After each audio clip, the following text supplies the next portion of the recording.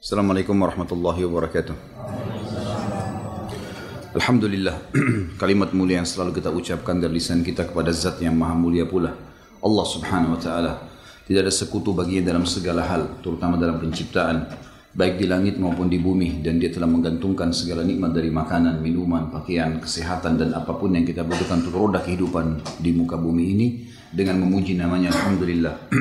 Maka sangat wajar kalau kita selalu mengucapkan kalimat yang mulia ini. Juga kita panjatkan salam hormat kita kepada manusia pilihan Sang Pencipta.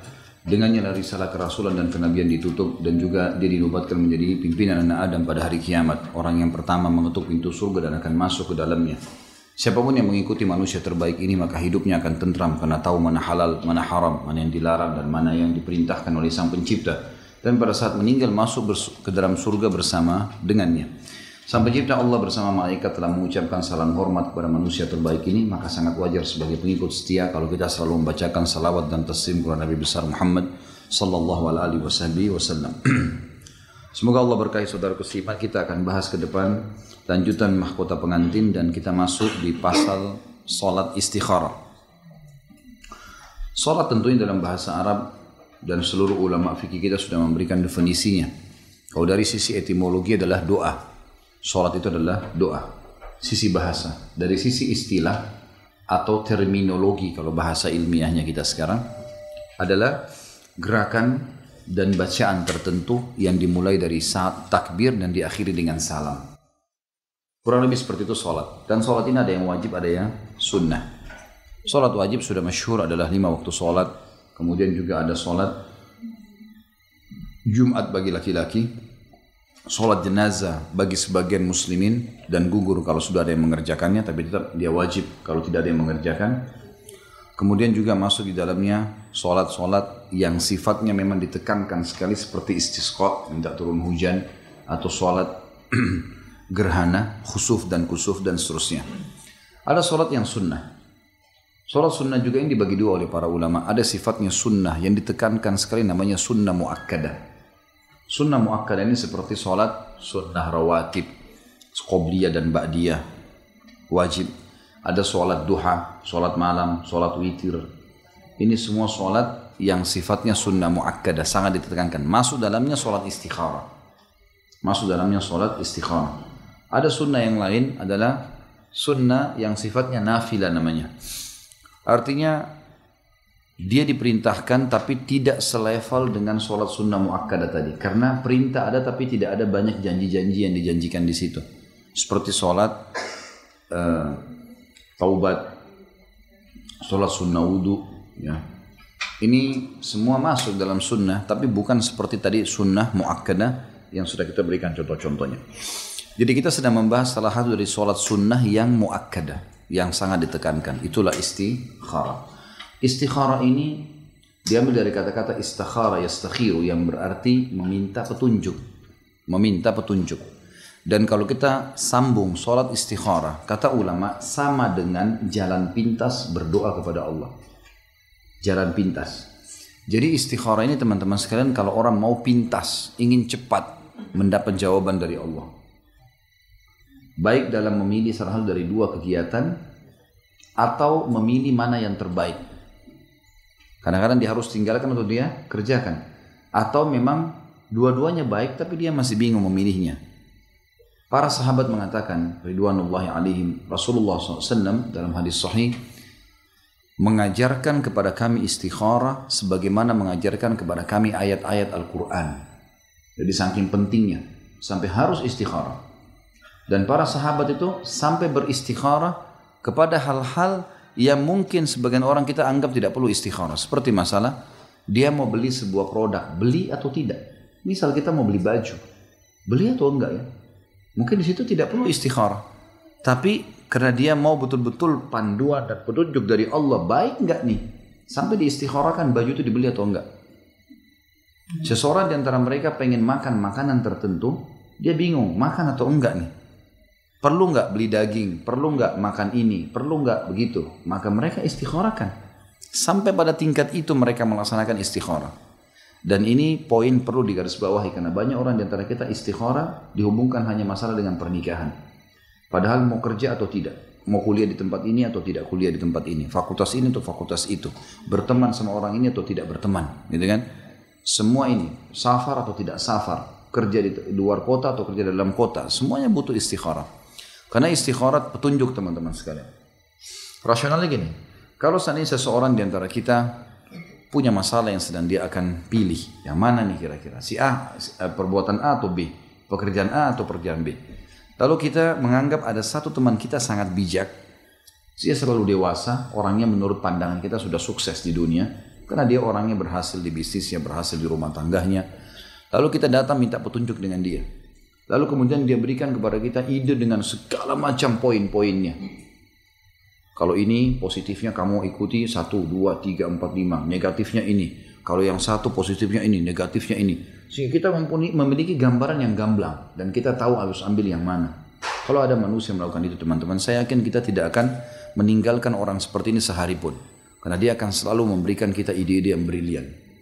Manusia yang beriman kepada Allah tahu poin seperti ini dialihkan kepada Tuhan alam semesta, bukan pada manusia. Karena Allah Subhanahu wa taala yang menciptakan kita, yang menciptakan yang sedang jadi target, dan yang menciptakan kebaikan atau keburukan target tersebut. Maka kalau kita dapat petunjuk dari teman, kita sudah merasa puas. Bagaimana kalau dapat petunjuk dari sang pencipta Allah Subhanahu wa ta'ala. Terlebih lagi kalau kita dalami nanti doa istikharah, akan sangat mengagumkan sekali kalau faham artinya. Luar biasa arti sholat istikharah itu. Bagi yang hafal, dianjurkan membaca doa istikharah itu saat sujud. Kalau tidak hafal, boleh pegang bukunya, kemudian membaca setelah salam. Tapi doa istikharah ini nggak boleh dilepaskan. Dia rangkaian daripada sholat itu sendiri semestinya. Teman-teman, saya sarankan membeli buku judulnya khusus, namanya Sholat Istikharah. Harganya Rp7.000, tepatnya. Terbitan Pustaka Ibnu Umar, kecil, bisa dikantongin, warnanya coklat. Dimanapun ada. Terbitan Pustaka Ibnu Umar, judulnya khusus Sholat Istikharah. Judulnya begitu. Sayang tadi saya tidak sempat bawa contohnya, tapi ada, di mana saja bisa dibeli buku itu. Dibaca, terinci panjang lebar tentang apa itu istikharah, dalil-dalilnya, bacaannya, dan kira-kira seperti apa hasilnya. Sholat istikharah teman-teman sekalian dikerjakan di luar waktu-waktu yang dilarang. Waktu dilarang adalah habis subuh sampai terbit matahari, habis asar sampai terbenam matahari. Selain ini antum boleh kerjakan. Di sholat malam kah, di habis duhur kah, habis sholat duha kah, boleh dikerjakan. Minimal rakaat 2. Minimal rakaatnya 2. Tapi boleh sampai 4 rakaat. Boleh sampai 4 rakaat. Sholat istikharah ini kalau sudah dikerjakan dan diniatkan dalam hati istikharah, maka jangan berhentikan sampai dapat jawaban. Jangan berhentikan sampai dapat jawaban. Jawaban itu bisa 3 hal. Yang pertama bisa mimpi. Yang paling sering seseorang diberikan mimpi oleh Allah. Mimpi ini berhubungan dengan apa yang kita mau kerjakan atau orang yang sedang akan kita interaksi dengannya atau tujuan yang sedang kita jadikan sebagai sasaran. Misal, saya mau umroh atau saya silaturahim ke orang tua saya. Yang mana saya dahulukan, lalu uang itu saya pakai untuk orang tua. Dua-duanya bagus nih. Lalu kita istikharah. Malam hari setelah istikharah kita mimpi ketemu dengan orang tua. Sudah ada isyarat belum? Sudah ada. Artinya datangi orang tuamu, jangan umroh. Kan gitu. Mimpi ketemu orang tua berarti sudah jelas. Atau kita mimpi menggunakan kain ihram atau melihat Ka'bah, berarti umroh terlebih dahulu. Petunjuk dari Allah. Karena petunjuk dari Allah dalam mimpi datang dalam bentuk sinyal. Sepintas. Ya. Cukup seperti itu. Sama halnya azan, ada bisikan malaikat, sholat. Sinyal. Tinggal kita ikuti atau tidak. Kan gitu. Tidak selamanya harus mimpi, bisa muncul yang kedua. Yang kedua ini adalah kecenderungan. Kecenderungan jiwa. Jadi kita lebih cenderung dengan A atau B. Pekerjaankah, tujuankah, sasarankah, atau lawan jenis yang akan kita menikah dengannya. Itu ada kecenderungan. Jadi hati kita lebih dominan. Yang ketiga, datang dalam bentuk informasi dari manusia lain. Seperti misal, kita pada saat sudah istikharah dan pastikan teman-teman tidak ada orang yang mau mengerjakan memilih satu dari dua perbuatan kemudian dia istikharah kecuali pasti dapat jawabannya. Nggak ada yang nggak dapat jawaban. Yang sering terjadi juga adalah poin ketiga. Dia akan mendapatkan informasi positif atau negatif tentang tujuan dan target dia. Misal, dia mau menikah, si A mau menikah sama si B, lalu dia istikharah. Tiba-tiba setelah 3 hari istikharah, seminggu istikharah, atau mungkin bisa sekali istikharah, Allahu a'lam. Tergantung Allah Azza wa Jalla mau kasih dia kapan. Tiba-tiba dia dapat informasi yang positif tentang calon pasangannya. Oh ternyata kita dapat informasi orang ini prestasi di sekolah. Oh orangnya bakti sama orang tuanya. Misal. Maka kita dapat informasi positif. Ya. Atau kita sebaliknya dapat informasi negatif. Informasi negatif itu seperti misalnya kita dapat informasi kalau dia ini ternyata pernah punya masalah dengan seseorang. Pernah punya masa lalu yang kelam. Pernah begini dan pernah begitu. Itu sudah cukup. Itu sudah jawaban istikharah. Jawaban istikharah. Gitu kan? Dan Allah Azza wa Jalla pasti akan memberikan jawaban. Baik mimpi, baik kecenderungan, ataupun ya, informasi yang positif atau negatif tentang target dan sasaran kita. Saya bacakan tentang masalah istikharah ini. Kata penulis, jika seorang laki-laki menjumpai seorang wanita, karena lingkupnya kita bahas masalah rumah tangga, maka istikharahnya difokuskan masalah itu. Tapi tadi saya bahas di pembukaan kita, umumnya istikharah bisa dipakai dalam apapun, dan dia sama dengan jalan pintas doa. Jika seseorang laki-laki menjumpai seorang wanita yang tampaknya pantas menjadi pendamping hidupnya, sementara ada laki lain yang akan meminangnya, maka hendaklah ia beristikharah kepada Allah mengenai urusan yang besar ini. Masing-masing dari keduanya melakukan sholat istikharah. Jabir radhiyallahu anhu, sahabat Nabi yang mulia, mengatakan dalam hadis ini diriwayatkan oleh Imam Bukhari. Idza hamma ahadukum bil amr falyarka' rak'ataini min ghairi al fariidati thumma liyaqul Allahumma inni astakhiruka bi'ilmika wa astaqdiruka biqudratika wa as'aluka min fadlika al-'azim fa innaka taqdir wa la aqdir wa ta'lam wa la a'lam wa anta 'allamul ghuyub. Allahumma in kunta ta'lamu anna hadzal amr wa yusamma al-amr khairun li fi dini wa ma'ashi wa akibati amri aw qala 'ajili amri wa ajilihi faqdurhu li wa yassirhu li thumma barik li fi. Wa in kunta ta'lam anna hadzal amr syarrun li fi dini wa ma'ashi wa akibati amri aw qala fi ajili amri wa ajilihi fasrifhu anni wasrifni anhu waqdur lil khaira haitsu kan thumma ardini qala wa yusammi hajatah. Saya baca terjemahannya, tapi yang pegang buku ikutin bahasa Arabnya karena ada hal-hal yang saya ingin titik beratkan di sini. Kalau yang pegang bukunya diikutinnya. Idza hamma ahadukum, artinya kata para sahabat, Jabir mengatakan Nabi SAW mengajarkan kepada kami istikharah dalam segala urusan seperti mengajarkan kami surah dari Al-Quran. Beliau bersabda, ini hadisnya, terjemahannya mulai di sini, makanya di buku digaris miringkan. Jika salah seorang di antara kalian menghendaki, jika seseorang di antara kalian, teman-teman maaf di sini maju, agak maju, jadi yang ada yang telat datang masih bisa masuk. Merapat ya. Kasih kesempatan ikhwah yang lain. Jika salah seorang di antara kalian menghendaki suatu urusan, itu kalimat terjemahan dari bahasa Arab di atas, idza hamma ahadukum bil amr. Sampai sini kata-kata bil amr terjemahannya adalah jika salah seorang di antara kalian menghendaki suatu urusan. Sampai situ. Kalau bisa yang pegang buku ini digaris bawahi, kalau pakai pensil tulis nomor 1. Kemudian di terjemahan juga di bawah di garis bawah tulis nomor 1. Jadi kita terjemahkan hadis ini berikut, karena kita akan pisahkan mana perkataan Nabi SAW dalam peringatan, mana doanya. Karena ini hadis ada doanya ya. Lalu kata Nabi SAW, falyarka' rak'ataini, maka laksanakanlah sholat 2 rakaat. Itu falyarka' rak'ataini min ghairil faridah, selain sholat fardu. Ini digaris bawahi lagi, dikasih poin nomor 2. Artinya terjemahan dari atas. Jadi bahasa Arab di atas itu mulai dari falyarka' rak'ataini min ghairil faridah Ini di garis bawahi, tulis angka 2 di atasnya kecil. Di bawah juga terjemahannya begitu. Maka hendaklah dia mengerjakan sholat 2 rakaat selain sholat fardu. Di garis bawah ini semua dikasih angka 2 kecil di atasnya. Jadi ini nyambung dengan di atas. Thumma liyakul. Jadi perintahnya adalah sholat 2 rakaat. Kemudian dia mengucapkan. Thumma liyakul. Kemudian ucapkanlah. Ini kata-kata kemudian ucapkanlah di garis bawah kasih poin nomor 3. Dari terjemahan atas. Masuk ke doanya sekarang. Ini doa yang dibaca. Dan renungi baik-baik maknanya apa yang saya sampaikan. Supaya kita tahu ternyata istikharah itu mulia sekali. Mulia sekali. Kata Nabi SAW, dia harusnya membaca doanya mulai masuk. Allahumma. Artinya, ya Allah.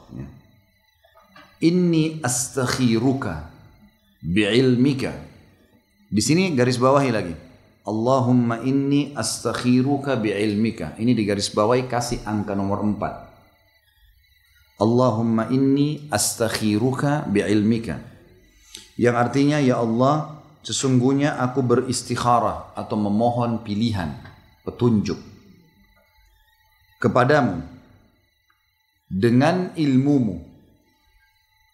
Ini poin 4 semua ini. Allahumma inni astakhiruka bi'ilmika. Itu bahasa Arabnya ya. Ini tentu kalau sudah sering istikharah sepanjang apapun ini terhafal nantinya. Allahumma inni astakhiruka bi'ilmika. Ini dikasih angka 4 di atasnya bahasa Arabnya.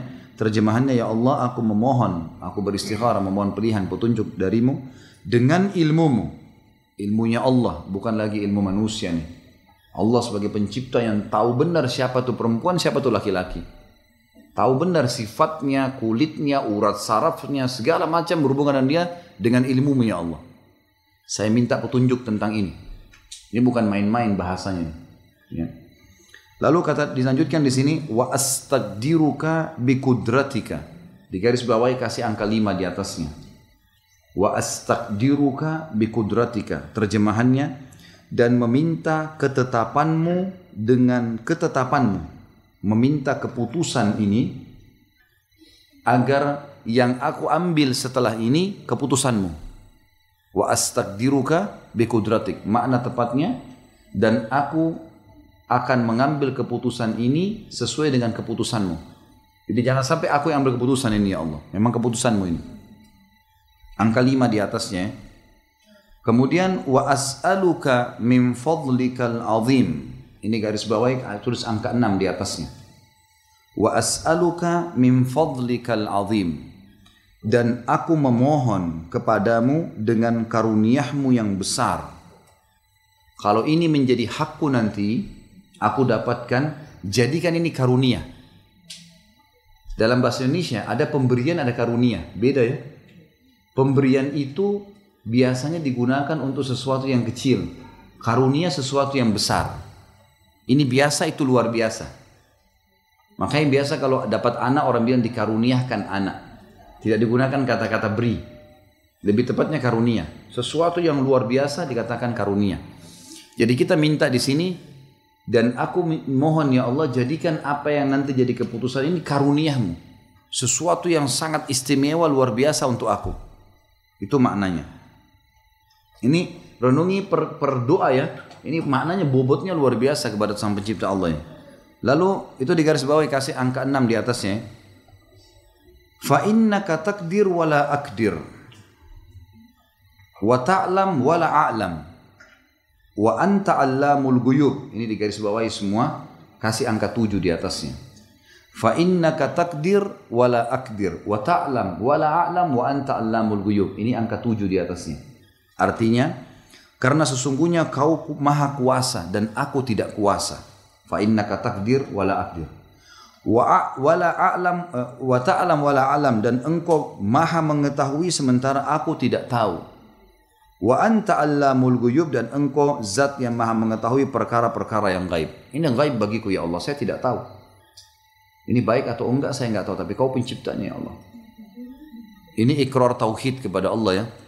Pengikraran mengakui kemahakuasaannya Allah sementara kita tidak mampu. Jelas sampai sini? Hah?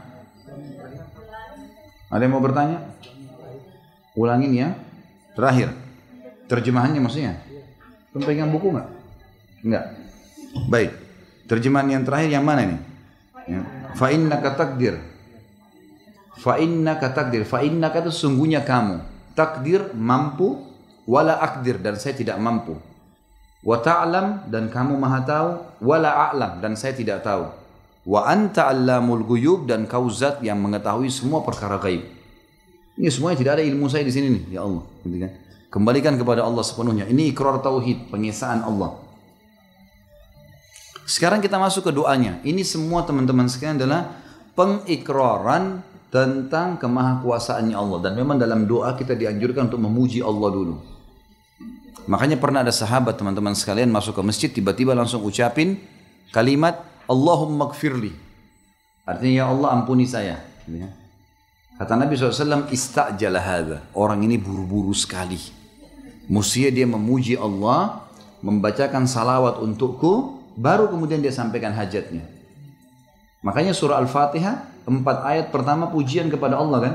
Alhamdulillahirrabbilalamin, segala puji bagi Allah Tuhan alam semesta, Ar-Rahmanir Rahim, yang maha pengasih, maha penyayang, Malik Yaumiddin, Raja yang memiliki hari kiamat. Iyyaka na'budu wa iyyaka nasta'in, hanya kepadamu kami menyembah, hanya kepadamu kami minta tolong. Kan semua pujian. Baru masuk doa, ihdinas siratal mustaqim sampai akhir doa.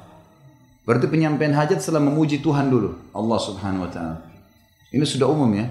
Kalau di alam manusia tidak mungkin seseorang menyampaikan ke atasannya, ke presiden kah, ke raja kah, hajatnya tanpa menyampaikan puji-pujian. Biasanya begitu.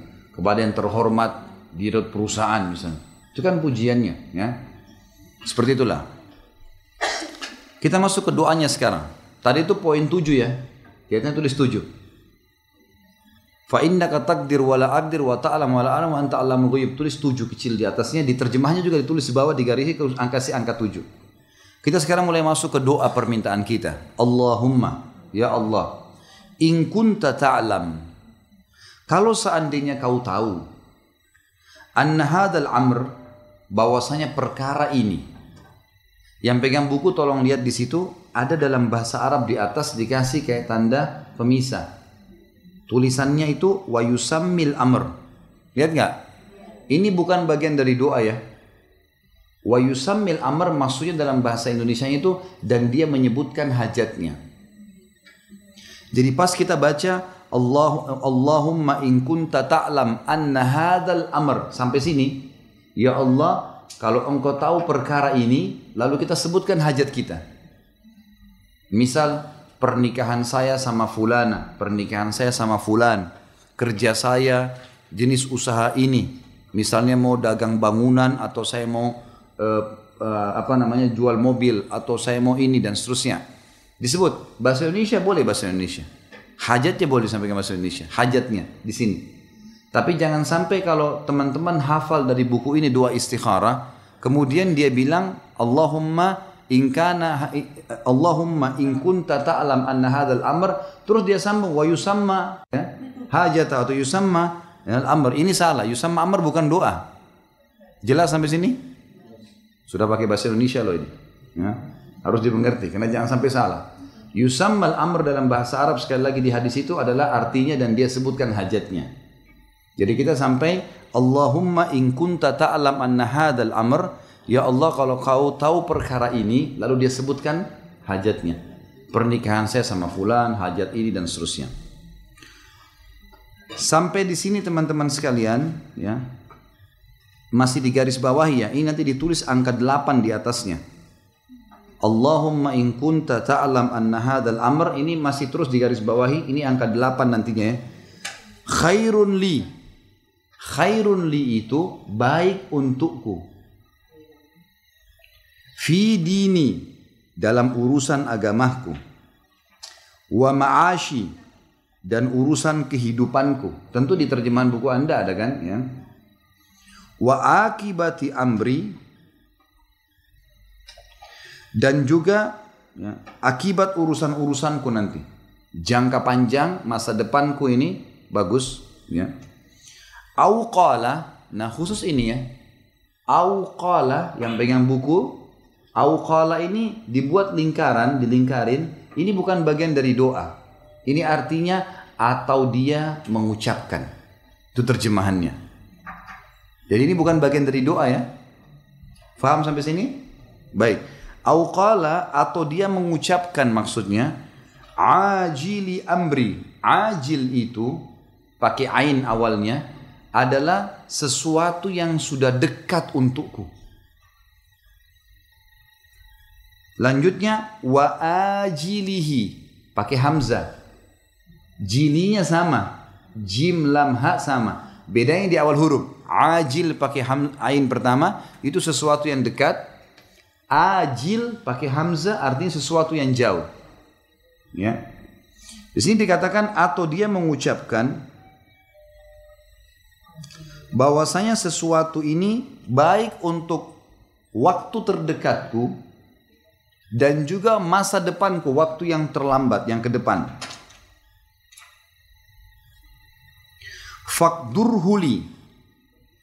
Faqdurhuli ini fi'lul amr dalam bahasa Arab. Kata kerja itu ada 3 dalam bahasa Arab. Ada fi'lul madhi, sesuatu yang sudah lampau. Ada fi'lul mudhari', sesuatu yang sedang terjadi. Ada fi'lul amr, kata perintah. Permintaan kita di sini minta kepada Allah dengan sangat santun, dengan sangat baik. Faqdurhuli, takdirkan buat saya. Kalau sudah jelas ini baik buat agamaku, kehidupanku, masa depanku, ya, semuanya baik. Faqdurhuli, jadikan takdir saya ini.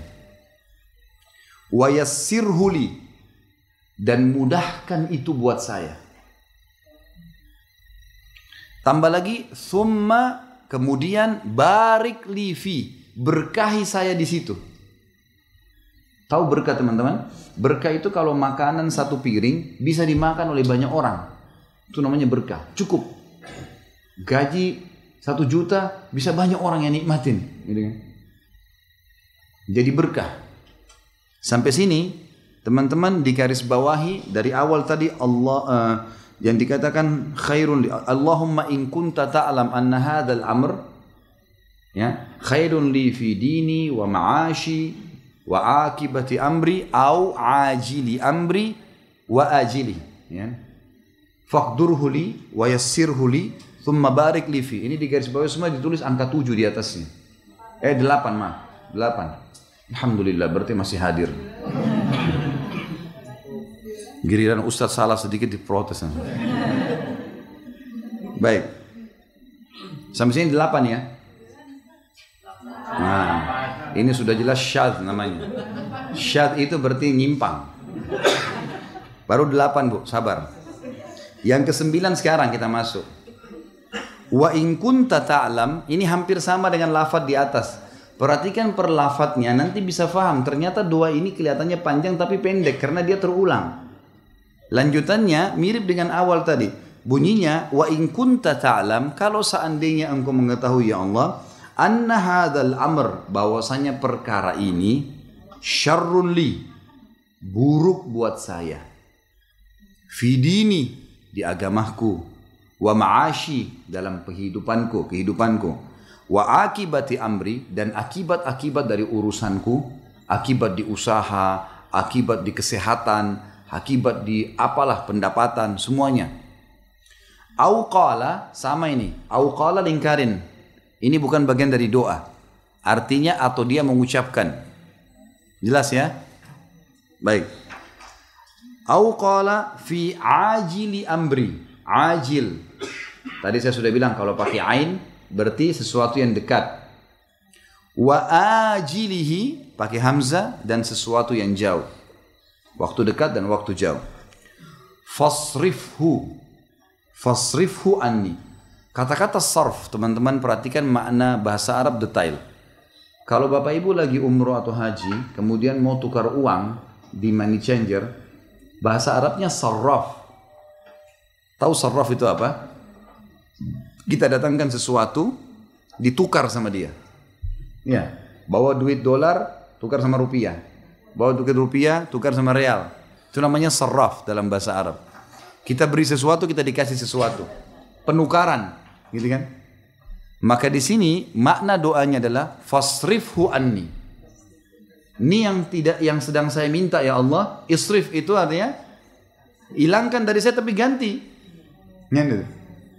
Jadi kita minta ganti sama Allah. Ini alihkan ya Allah, jauhin dari saya tapi ganti. Minta gantinya. Fasrifhu anni, alihkan dia, hilangkan dia dari saya, tapi ganti yang lainnya.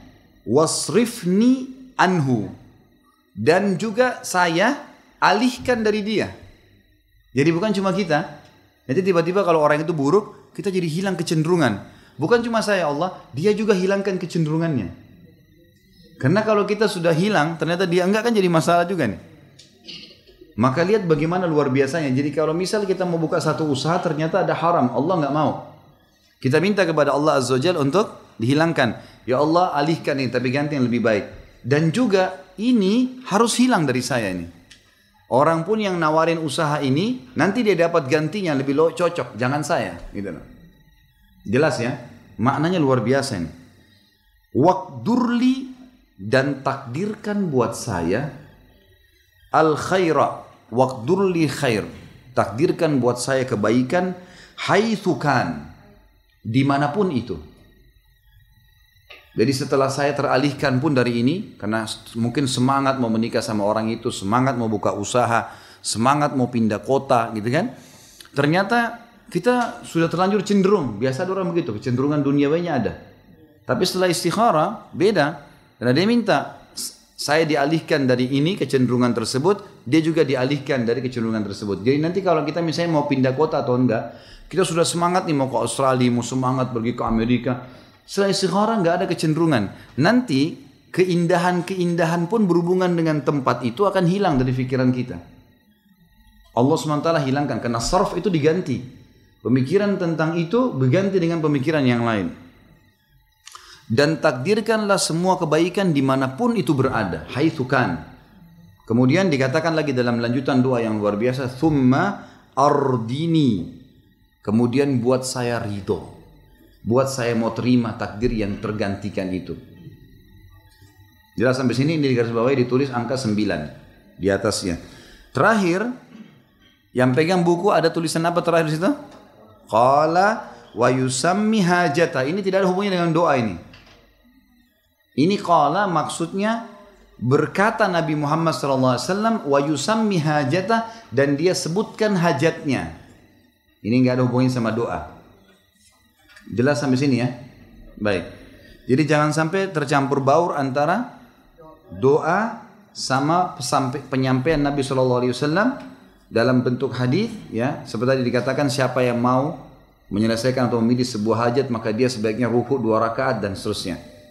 Dan juga apa yang dikatakan, ditambahkan dalam riwayat disebutkan hajatnya, ini juga tidak masuk dalam doa itu sendiri. Doa ini mengandung makna yang sangat luar biasa. Sebagaimana saya katakan tadi, lebih afdal kalau bisa dibaca dalam sujud, gitu kan? Dalam sujud, ulama bilang dibaca dalam sujud. Karena ada hadis Nabi SAW yang mengatakan, ya, kalau kalian ruku agungkan Allah, kalau kalian sujud perbanyak doa. Jadi boleh orang membaca pada saat dia sedang sujud. Kalau tidak dihafal misalnya, maka buku doa ini misalnya habis salam baru dipegang, baca, nggak apa-apa. Atau dipindahkan ini, difoto di HP misalnya supaya lebih kecil, gitu kan? Kemudian dibaca. Tinggal tadi saya bilang di garis bawahi kata-kata yang tidak boleh disebutkan wa yusamma hajata tadi, atau thumma wa yusammi hajata di akhir hadis.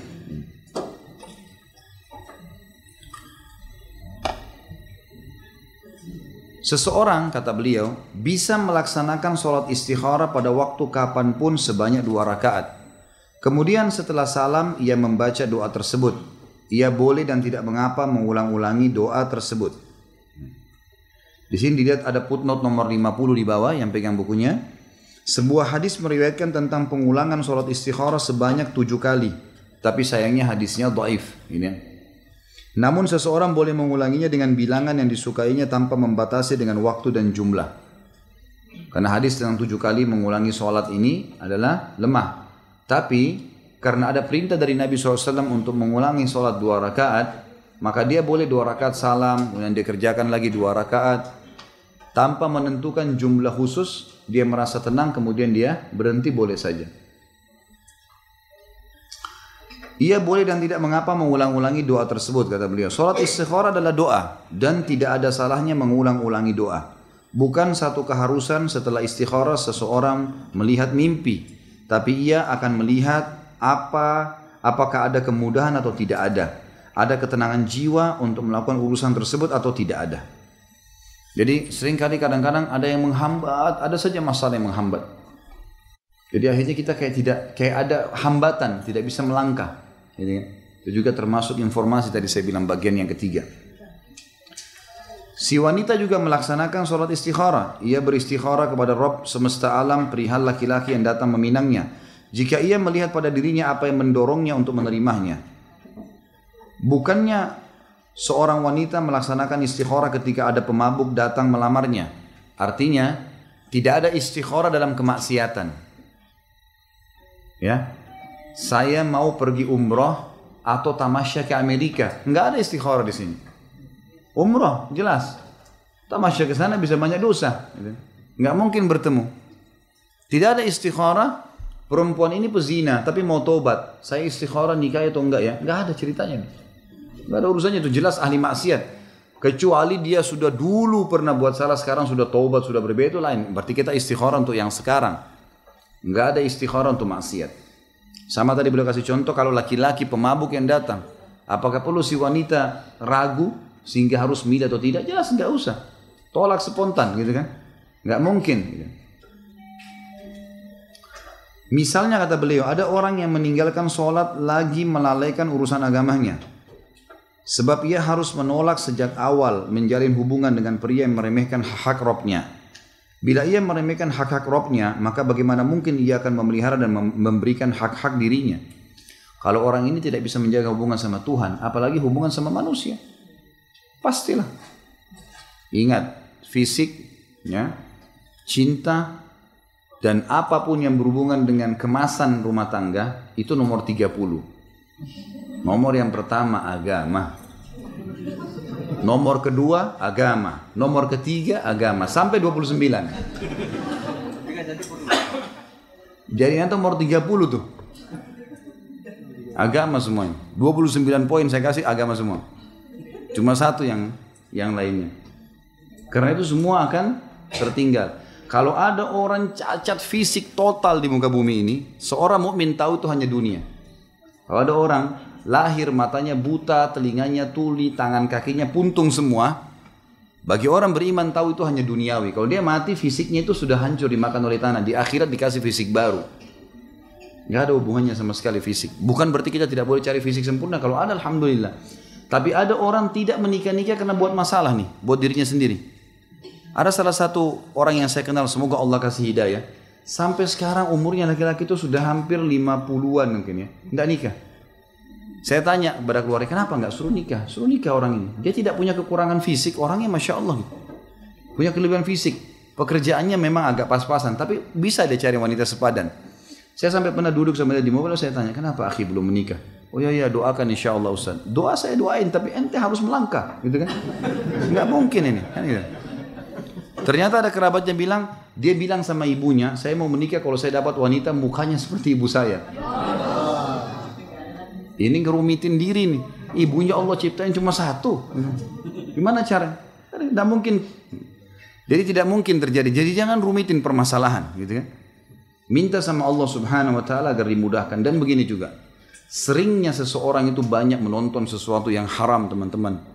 Lihat film-film, lihat artis-artis yang memang punya kelebihan fisik. Ini mematikan persepsi antum untuk menikah dengan orang yang baik. Karena yang kita rekam adalah kelebihan fisik saja. Ini berbahaya ini. Ada orang subhanallah tidak berpikir ke situ karena memang fitrahnya masih baik. Dia memang mau melangkah menikah karena ini sunnatullah. Umur terus berjalan, tidak mungkin kita tunda, gitu kan? Toh nanti di akhirat sudah berbeda ceritanya. Al-akhirat sudah berbeda semua. Bapak Ibu bisa ikutin ceramah saya di YouTube tentang surga dan neraka. Panjang lebar saya jelaskan. Semua orang berubah. Di akhirat tidak lagi orang jelek. Semua laki-lakinya gagah seperti Yusuf alaihissalam. Tidak ada lagi kekurangannya. Tingginya seperti Adam, hatinya seperti Ayub. Semua perempuan seperti Hawa. Hawa wanita tercantik di dunia. Tidak ada lagi kekurangan fisik. Semua laki-laki tingginya sama, 60 siku ke langit, 27,5 meter. Hadis Bukhari menjelaskan. Semua perempuan seperti Hawa, 40 siku ke langit. Jadi yang pendek nggak usah khawatir. Itu cuma urusan dunia itu. Akhirat sudah lain ceritanya nih, ya kan? Nah, kebanyakan orang terlalu idealis ya. Karena memang yang selalu dia lihat yang sempurna terus. Coba kita lihat teman-teman sekalian dalam kehidupan kita sehari-hari. Allah sudah ciptakan ragam gitu kan? Emang banyak orang yang sempurna fisik itu malah lebih sedikit sebenarnya. Maksud saya, memang betul-betul semuanya ada. Mungkin dari kulitnya, dari matanya, dari segala macam sempurna itu, tapi tidak banyak. Umumnya manusia tidak seperti itu. Jadi jangan sampai kita lari ke idealnya itu gitu kan? Sehingga tidak mau menikah gara-gara masalah fisik saja. Makanya selalu diingatkan agama itu yang penting, gitu kan? Kata beliau, namun siapa yang mengetahui bahwa sudah ada pemuda lain yang datang untuk meminangnya, maka ia boleh datang untuk meminangnya juga. Sebab, ya, maaf di sini dikatakan, siapa yang mengetahui bahwa sudah ada pemuda lain yang datang untuk meminangnya, maka ia tidak boleh datang untuk meminangnya juga. Sebab Nabi SAW melarang itu dalam hadis Bukhari Muslim. Jadi kalau ada perempuan A sudah dilamar oleh perempuan B, sudah datang meminta, laki-laki baik. Ada perempuan A dilamar oleh laki-laki, gitu kan? Maka kalau ada laki-laki lain C yang mau melamar tidak boleh diterima, tidak boleh datang melamar, dan tidak boleh juga diterima kecuali sudah dibatalin dulu si B, gitu kan? Kata Nabi SAW, dalam riwayat dikatakan, nahan Nabi SAW an yakhtubar rajulu ala khidbati akhihi hatta yatrukal khatibu qablahu aw ya'zana lahul khatib. Nabi melarang seorang meminang pinangan saudaranya hingga peminang sebelumnya meninggalkannya, atau si peminang memberi izin kepadanya. Tentu di sini maksudnya pinangan ini datang, keluarga perempuan sudah mengiyakan, cuma minta waktu, ya, gitu. Istikharah dulu, minta waktu dulu, berpikir beberapa hari, gitu kan? Itu berarti sudah ada pembicaraan. Nggak bisa orang kedua datang sekarang masuk melamar lagi. Walaupun mau lihat, kata ulama, walaupun nazar nggak boleh. Sampai keluarga perempuan mengatakan maaf kami masih belum bisa, misal sudah diputusin. Nah berarti sudah tidak ada kesepakatan di situ. Minta waktu ini berarti setuju ya. Sementara minta waktu itu berarti sudah setuju. Kalau ada di antara akhwat kita mengatakan saya minta waktu istikharah, itu berarti sudah setuju untuk sementara. Tapi dia masih bisa membatalkannya. Si laki-laki yang baru meminang tidak boleh juga masuk. Ini hampir sama hukumnya dengan tidak bolehnya menimpa sperma di atas sperma saudaranya, gitu kan? Seperti wanita hamil nggak boleh dinikahi oleh laki-laki lain sampai dia selesai melahirkan, kemudian baru boleh menikah. Misal ada seorang wanita cerai sama suaminya dan dia dalam keadaan hamil, makanya iddahnya wanita hamil itu berapa lama? Khilaf di antara ulama di sini, masya Allah. Ulama-ulama di sini lagi pada khilaf nih. Sampai melahirkan, itu yang rajih. Saya ambil pendapat yang benarnya. Jadi Allah mengatakan sampai hatta yada'na hamlahun dalam surah At-Talaq, sampai perempuan itu meletakkan bayinya. Itu iddahnya, artinya iddah ini boleh kembali dengan suami yang menceraikannya. Kan kalau perempuan diceraikan tanpa hamil, iddahnya berapa lama? Baik, 3 bulan saja. 10 hari ini jauh, ini 10 hari kalau orang meninggal suaminya, baru iddahnya 4 bulan 10 hari. Oh ya. Makanya jangan berikhtilaf sebelum punya ilmu. Ini ahli ikhtilaf semua. Jadi kalau perempuan diceraikan oleh suaminya dalam kondisi tidak hamil, dia harus menunggu masa iddah 3 kali suci, 3 bulan, gitu kan? Jadi 3 bulan ini untuk mensucikan rahim, dipastikan tidak ada sperma yang akan berbentuk janin. Makanya ibu-ibu juga ambil pelajaran dari sini. Kalau mau tahu hamil atau tidak, bukan dilihat dari haidnya. Masa subur yang kemarin berhubungan badan, lalu bulan ini keluar haid, itu belum tentu tidak hamil. Nah dalam syariat kita bisa dalam 3 kali masa haid masih bisa terbuahi. Masih bisa terbuahi dari buah yang, dari sperma yang sebelumnya. Makanya ada ibu-ibu itu, dia haid. Dia kira nggak hamil, ternyata bulan depan kontrol sudah hamil. Itu hamil dari sebelumnya. Itu hikmah syar'i memang begitu. Makanya disuruh sucikan 3 bulan. Kalau suaminya meninggal 4 bulan 10 hari. Nah Ini masa iddah 4 bulan 10 hari adalah untuk muhasabah. Muhasabah, siapa tahu si ibu juga ini meninggal seperti suaminya, bagaimana dia memperbanyak ibadah gitu kan. Kemudian juga dia memastikan diri untuk menentukan menikah lagi atau tidak. Karena 4 bulan 10 hari adalah masa yang cukup untuk berpikir. Biasanya 4 bulan 10 hari itu memang kesedihan sudah mulai buyar. Itu memang dikatakan ulama dihitung secara detail. Tidak mungkin Al-Quran mengatakan 4 bulan plus 10 hari. Kok ada 10 harinya? Itu diteliti oleh para ulama yang memang sangat detail. Ternyata ini masa pemikiran tentang kesedihan sudah buyar. Udah nggak ada. Jadi dia bisa menentukan, saya perlu pasangan lagi atau enggak. Gitu kan? Nah tapi kalau orang diceraikan sementara hamil, iddahnya sampai selesai melahirkan. Tentu masa iddah ini, kalau bukan suaminya meninggal, adalah masa di mana mereka memperbaiki keadaan. Kalau di masa iddah ini suaminya mau kembali, ada laki-laki lain melamar, tetap harus suaminya didahulukan. Kecuali suaminya ini buruk, gitu kan? Ahli maksiat baru ditolak. Baik. Selanjutnya kata beliau, demikian pula tidak boleh meminang wanita yang ditinggal mati suaminya hingga habis masa iddahnya. Namun peminang boleh meminangnya dengan sindiran. Sebagaimana firman Allah Subhanahu wa Ta'ala dalam surah Al-Baqarah 235. A'udzu billahi minasyaitonir rajim, wala junaha 'alaikum fima aradtum bihi min khidbatin nisa'i aw aqnantum fi anfusikum. Alimallahu annakum satadhkurunahunna walakin la tuwa'iduhunna sirran illa an taqulu qawlan ma'rufa wa la ta'zimu 'uqdatan nikahi hatta yablughal kitabu ajalah. Al-ayah.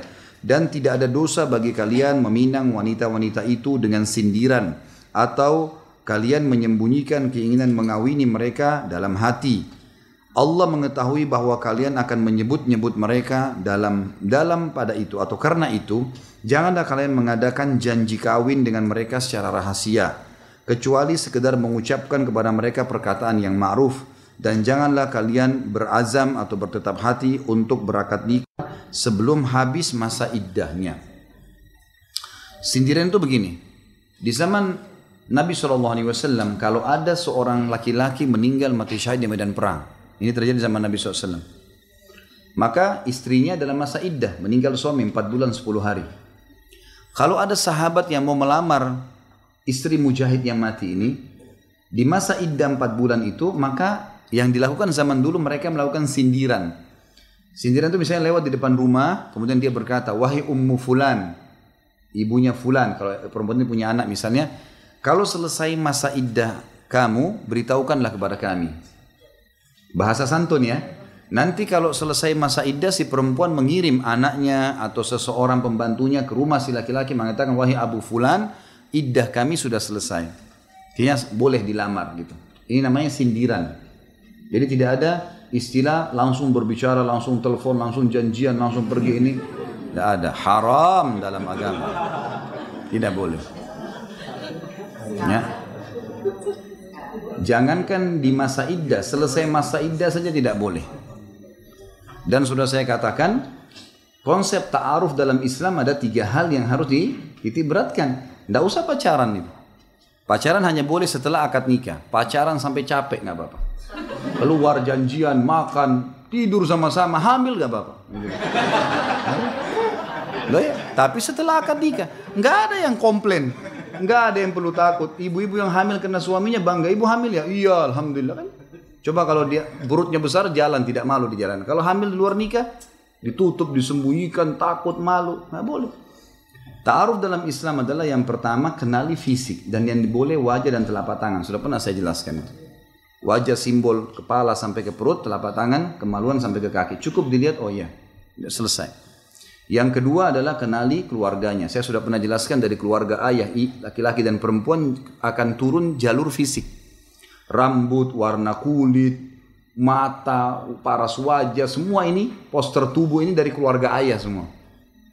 Makanya sering suami istri kita temukan beda dengan anaknya. Itu ternyata dari jalur ayah-ayahnya mereka. Bisa ayah si suami atau ayah si istri. Tapi yang dominan keluarga ayah ya. Dominan keluarga ayahnya. Jadi kalau bapak ibu menikah kemudian punya anak, maka pasti itu dari kebanyakan 80% dari jalur si suami, dari kakek-kakek dia. Kemudian yang ketiga adalah kenali dari ibu itu karakter, sifat. Jadi secara umum global keluarga ibu ini gimana? Oh baik-baik, dosen misalnya. Oh keluarganya baik-baik, pengusaha, ini, itu, dan seterusnya. Itu kita sudah bisa ambil globalnya. Kalau ada 1-2 orang yang salah ini jangan dijadikan patokan. Misal ada keluarga ibunya yang pemabuk 1-2 orang. Umumnya yang lainnya baik, maka sudah cukup jadi patokan umumnya keluarga. Yang ketiga lingkungannya. Tempat dia bekerja. Boleh kita bertanya, kamu kerja di mana? Di sini Allah mengatakan bolehnya kita berbicara. Kata Allah, dan jangan kalian mengadakan janji kawin, maksudnya komunikasi. Ya, dengan mereka secara rahasia. Kecuali sekedar mengucapkan kepada mereka perkataan yang ma'ruf. Maksudnya pertanyaan yang diperlukan. Nah, kenapa kamu cerai? Misal, boleh bertanya. Oh saya cerai karena 1, 2, 3, 4, 5. Nah, apa misi dan visi untuk menikah lagi? Saya mau membangun ini. Boleh orang bertanya. Kamu kalau lagi liburan kemana saja kegiatannya biasanya? Oh saya ke diskotik, saya ke bar, saya ke... Oh saya kalau liburan saya ada ibu saya tua saya bakti, saya hadiri pengajian, saya biasa hari Sabtu di pengajian ini, hari Ahad di sini, tablik akbar di sana, udah bisa nilai. Nah, itu konsep ta'arufnya dalam Islam. Jadi kasus orang tulis di WhatsApp, di SMS, tanya namanya, tanya orang tuanya boleh dalam Islam. Sebatas itu, ya. Tapi tidak ada kirim gambar-gambar cinta hati apa segala. Ini nggak boleh. Haram hukumnya. Haram. Jelas. Ya. Kecuali kalau sudah suami istri, kirim sampai capek tangannya nggak apa-apa. Baik. Jelas ayatnya ya. Dan jangan kalian berazam, jangan langsung tentukan saya akan nikahi kamu. Jangan tentukan, Allah katakan itu. Untuk berakad nikah sebelum habis iddah. Jadi nggak boleh. Ibu-ibu nggak boleh buka pembicaraan saya akan terima lamaran langsung. Kau boleh nikahi saya setelah masa iddah. Nggak boleh bicara masalah ini. Setelah masa iddah nggak boleh bicara. Tidak boleh juga kalau dilamar pun setelah masa iddah. Saya masa iddah. Batas iddah saya sampai tanggal sekian. Itu baru boleh pembuka pembicaraan pun kembali kepada dalil sebelumnya ma'ruf. Nggak boleh ada maksiat. Nah itu. Jadi jelas semuanya. Nikah. Ya. Jadi jelas di sini dikatakan. Jadi masa iddah nggak boleh. Si laki-laki juga harus paham. Kalau perempuan itu masih masa iddah dia tidak boleh membicarakan masalah nikah. Tidak. Di sini bertek sampai Allah mengatakan jangan berazam, langsung menentukan. Selanjutnya atau wanita yang ditolak bayin. Bayin ini mabtuta dalam kurung. Bayin maksudnya cerai yang sudah diucapkan 3 kali oleh suami. Kan cerai juga ada 2 ya. Ada cerai tolak raj'i, ada tolak bayin kan gitu. Tolak raj'i, cerai yang boleh raj'i. Raj'i itu kembali. Cerai pertama, cerai kedua. Ini. Rujuk jamaknya, perilakunya. Raj'i proses kembali kembalinya, gabungnya. Tolak raj'i adalah perceraian yang boleh kembali 1, 2 gitu kan. Kalau sudah 3 kali diucapkan oleh suami ya, di waktu dan tempat di waktu yang berbeda gitu, misal hari ini, besok atau hari ini 2 tahun lagi, pokoknya dipisahin sampai 3 kali, maka namanya tolak bayin. Tolak bayin kalau dalam tolak raj'i dalam masa 2 kali perceraian itu, maka seseorang masih boleh kembali dengan mantan suami atau mantan istri ini dalam masa iddah tanpa akad nikah. 3 kali masa haid itu boleh kembali tanpa akad nikah. Tapi kalau lewat masa iddah 3 bulan harus akad nikah baru. Wali baru, mahar baru, saksi, seperti orang baru nikah. Kalau lewat dari masa iddah 3 kali haid. Ini namanya tolak raj'i. Ya. Tolak bayin sudah 3 kali diucapkan, tidak boleh lagi mereka berkumpul kecuali si perempuan nikah sama laki-laki lain. Dan laki-laki lain yang menikah sama si perempuan tadi, si mantan istri ini, harus pernikahan normal, bukan direkayasa. Betul-betul menikah, asli menikah dengan laki-laki tersebut memang menjalin rumah tangga. Dan kalau terjadi perceraian normal juga, karena ada masalah, baru terbuka variabel untuk kembali kepada mantan istri pertama, mantan suami pertama. Jadi difahamin ini ya.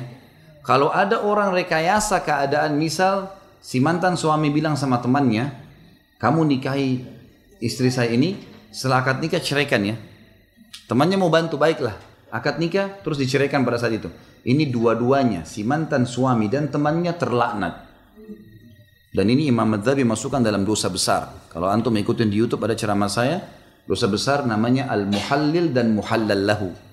Kata Nabi SAW, la'anallahu al-muhallil wal muhallal lahu. Allah melaknat si mantan suami yang sengaja mau menghalalkan kembali istrinya dengan rekayasa nikah temannya, dan temannya yang membantu mantan suaminya. Nggak bisa direkayasa. Oleh karena itu Bapak Ibu sekalian, mulai sekarang kalimat cerai bungkus rapi-rapi, taruh di laci yang paling aman di rumah. Jangan pakai, jangan sentuh. Dipakai kalau penting saja. Lah iya, karena kalimat cerai itu antara halal tidak halal kemaluan. Hati-hati nih. Ini untuk apa kita main-main di situ, gitu kan? Ada pernah satu orang teman saya di Makassar, kebetulan saya lagi duduk dengan seorang syekh. Ini syekh teman dekat saya, beliau S2 waktu itu dari Ummul Qura di Mekah. Dia jadi resmi utusan Saudi ngajar di UIN di Makassar. Sering kalau tiap hari saya ngobrol-ngobrol sama dia, namanya Ali. Dipanggil di Makassar Syekh Ali Ar-Rimi. Beliau dosen di Ummul Qura. Jelas duduk sama saya ngobrol, terus ada satu sekretaris yayasan saya datang. Dia bilang, "Ustaz, saya baru cerai sama istri saya." Dia bilang sama saya nih. Syekh Ali ini ngerti bahasa Indonesia. Ya. Terus dia bilang, "Kenapa akhi? Kenapa cerai sama istri?" Dia bilang, "Ya saya cerai karena cekcok, tidak cocok tadi pagi terus cerai. Tapi saya menyesal sekarang mau kembali." Kata Syekh Ali, "Bagaimana bisa?" Saya ambil kata-kata itu bagus ya. Dan bagaimana bisa kamu memperjualbelikan kalimat ceraimu itu? Kalimat cerai yang kau ucapkan ini antara halal tidak halal kemaluan istrimu nih. Emosi sedikit pergi, tinggalkan rumah, cari ketenangan, wudu, sholat, ya.